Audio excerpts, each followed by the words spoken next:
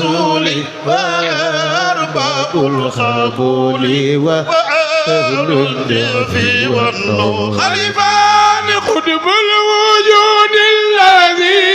أبدى ولايته وربي وأدم بين الماء والدين هم الكرام وأصحاب yokkal micro bi. ana taalibe Cheikh yi. أهل الضعف والنور خليفان قطب الوجود الذي أبدى ولايته وربي وآدم شق بين الماء والدين بيت الولاية ana taalibe Cheikh yi ana ngeen. مصباح الظلام ومفتاح الكنوز وختم الكل تجان بيت الولاية مصباح الظلام مفتاح الكنوز وختم الكل للحين بيت الولاية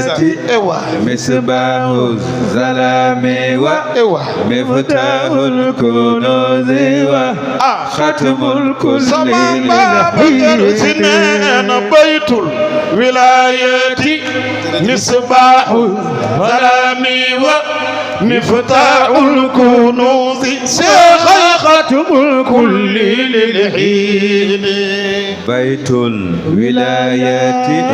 مصباح الظلام ومفتاح الكنوز وختم الكل مجادل سهمني له بيت الولاية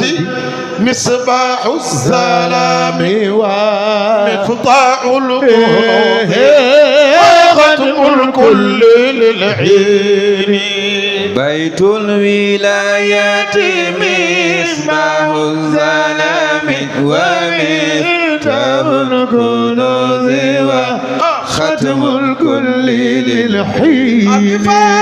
بيت الولاية مصباح الظلام ومفتاح الكنوز وختم الكل للحين شمس المعارف تاج العارفين ومن يحوي الفضائل نجل التهديد بيت الولاية مصباح الظلام مفتاح الكنوز ختم الكل للحين شمس المعارف تاج العارفين يهوي الفضائل نجل التهديد شمس المعارف تاج العارفين من يحيي الفضاء نجل التهديد ngañ oui Cheikhna Tidiane fi ne ginnaaw sallallahu sallallahu alayhi wa sallam. gëm ngeen loolu wala gëmu leen ko allazina yad'una yabtaghuna ila rabbihim alwasila. alwasila nakira wala maarifa la maarifa la. kon maarifa la ku ñuy xame ji la alwasilata mooy wasila ba lu tax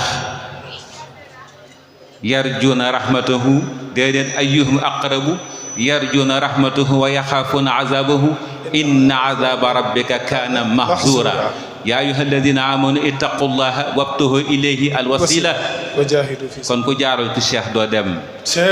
baytul wilayati misbahu zalami wa miftahul kunuzi wa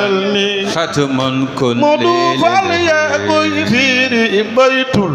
wilayati misbahu zalami الكنوز وبكر كسر من كل